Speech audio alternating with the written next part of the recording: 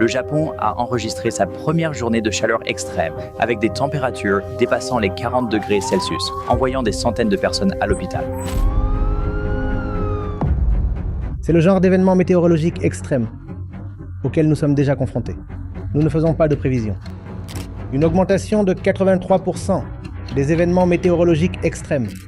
Vous vous souvenez des incendies de forêt en Australie? Vous vous souvenez des vagues de chaleur en Europe? Vous vous souvenez de ce qui se passe au Pakistan et au Bangladesh voisin, notamment des inondations? Et vous vous souvenez aussi de ce qui se passe en Inde, notamment de la fréquence des cyclones? Ce ne sont pas que des chiffres. Ce sont des avertissements d'une catastrophe imminente.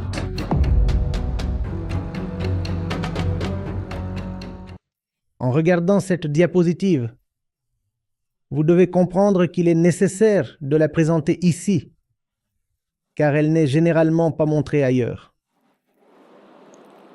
Nous parlons des émissions de dioxyde de carbone comme indicateur d'une consommation excessive. D'où viennent ces émissions? Elles proviennent de la consommation d'énergie dans tous les pays, de la consommation de chauffage, principalement dans les pays du premier monde et les pays froids, ainsi que du transport. La production industrielle est très important, l'alimentation. Surtout si vous mangez de la viande, si vous consommez beaucoup de ce que l'on appelle des aliments non végétariens, des produits d'origine animale, qu'il s'agisse de viande ou de produits laitiers, alors vous contribuez beaucoup aux émissions de carbone. Et qu'ont fait ces émissions? Regardez les statistiques. Les niveaux de dioxyde de carbone avant l'ère industrielle étaient de 280 parties par million. Même jusqu'en 1950, ils étaient de 310 parties par million. Actuellement, ils se situent autour de 420 parties par million. C'est une augmentation de 50% par rapport au niveau pré-industriel. Et nous savons ce que fait le dioxyde de carbone. Il retient de la chaleur, le fameux effet de serre. L'augmentation de la température moyenne mondiale due à l'effet de serre a été d'environ 1,5 à 1,6 degrés Fahrenheit. Et cela ne fait qu'augmenter de plus en plus à un rythme croissant. Oubliez l'idée de stopper l'augmentation de la température. Elle ne fait qu'accélérer. Mais même la hausse de température prévue d'ici 2050 est de 1,6 degrés, pas Fahrenheit, mais Celsius. Le niveau de la mer a déjà augmenté de près de 100 mm. Et il pourrait atteindre 200 à 300 mm d'ici 2050. Ce ne sont pas que des chiffres. Ce sont des avertissements d'une catastrophe imminente. Et ce n'est pas quelque chose dont nous parlons dans notre vie quotidienne. Cela ne fait pas partie de nos conversations quotidiennes, ni du discours national. 1,2 milliard de réfugiés climatiques d'ici 2050. Et ce n'est pas la pire chose à entendre. Le pire, c'est que nous sommes probablement déjà dans la 6e phase d'extinction massive et que, parmi les 5 précédentes, au moins 3 ont été causées par une présence excessive de dioxyde de carbone dans l'atmosphère, comme celle que vous observez aujourd'hui. Est-ce que vous comprenez ce que signifie une extinction massive? Cela signifie qu'en tant que génération, nous avons été tellement stupides que nous sommes en train d'anéantir non seulement notre propre espèce, mais probablement toutes les espèces de cette planète. Et cela se produira dans les prochaines décennies. Voilà qui nous sommes, et voilà à quel point nous sommes aveugles face aux faits présents, stupéfiants et pourtant très évidents. Comment peut-il alors y avoir une épiphanie ou une vérité? Nous disons que, puisque les températures mondiales augmentent et qu'une catastrophe climatique nous attend, soyons des bienfaiteurs.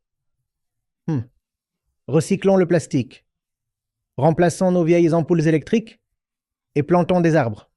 Le problème, c'est que planter des arbres est désormais bien trop insuffisant. Cela ne va pas aider. Regardez les données. Il faudrait une superficie bien plus grande que celle de l'Inde pour la boiser, et y planter des arbres, si vous voulez avoir un impact substantiel. Évidemment, cela ne va pas se produire.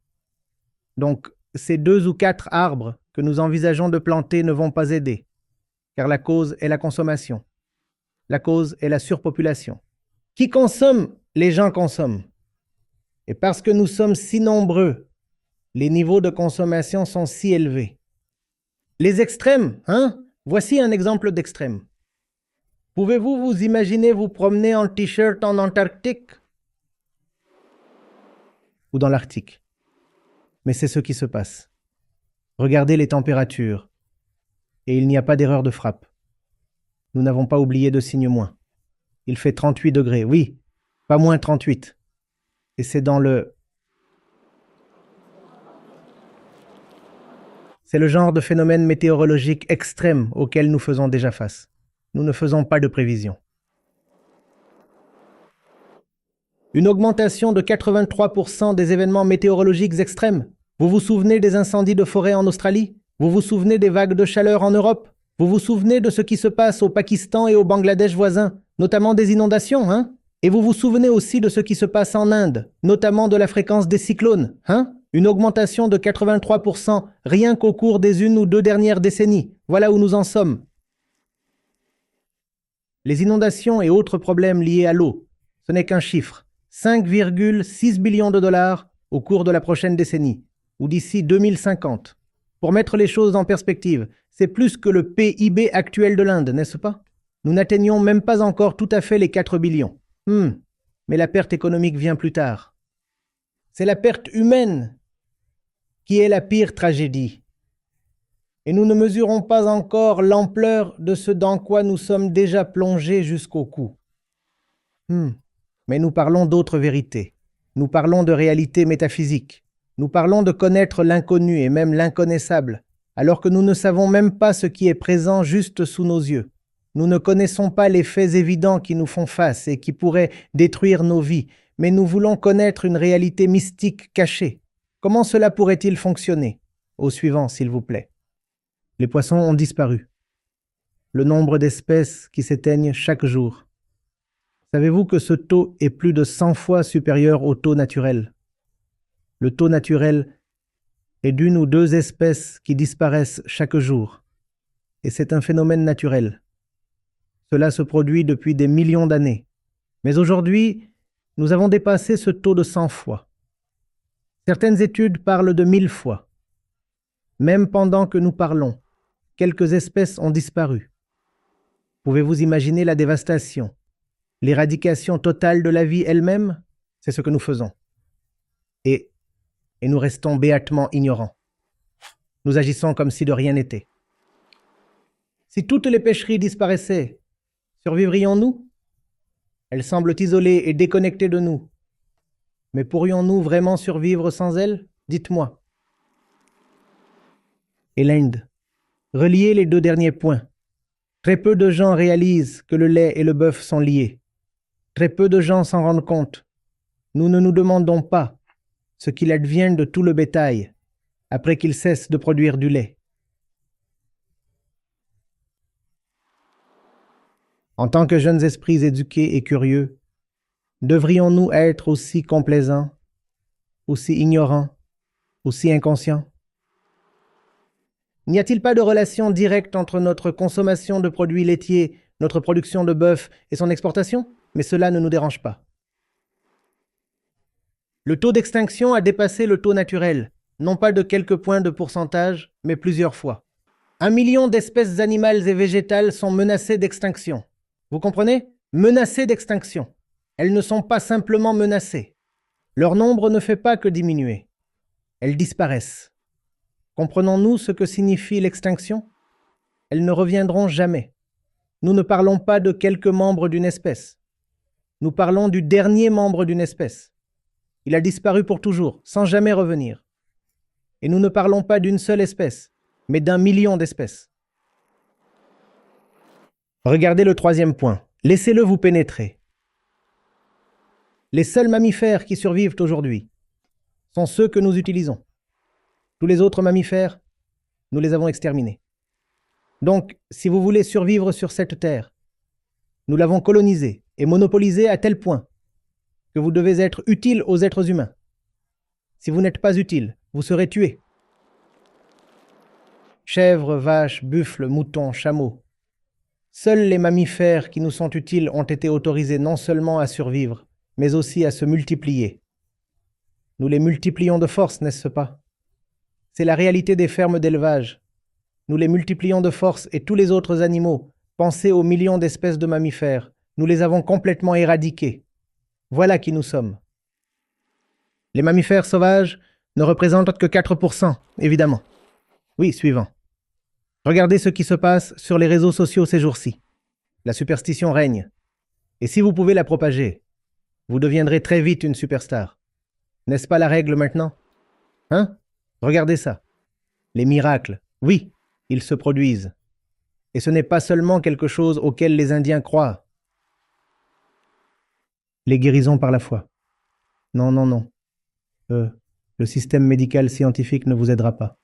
Tournez-vous vers toutes les autres sortes de charlatanisme et regardez le nombre de décès que cela cause, lesquels passent largement inaperçus. Donc, un esprit qui ne se soucie pas de la vérité est ce qu'on appelle superstitieux, n'est-ce pas? Nous ne nous soucions pas de la vérité lorsqu'il s'agit d'événements à grande échelle. Et nous ne nous soucions pas non plus de la vérité lorsqu'il s'agit de choses dans notre vie personnelle. Alors, de petites choses. Vous voulez passer un examen. Quelqu'un vous dit, eh bien, vous savez, vous devriez porter ce fil ou prendre un peu de yaourt avant de partir. Et ce même genre de choses, qui semblent inoffensives, et ce qui devient la tragédie climatique, et l'extinction qui s'ensuit également. Alors, s'il vous plaît, ne prenez pas ces petites superstitions à la légère, elles nous tuent. Bien.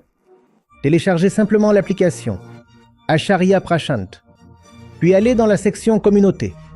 Vous y trouverez des témoignages en direct qui arrivent au rythme d'un toutes les 5 minutes.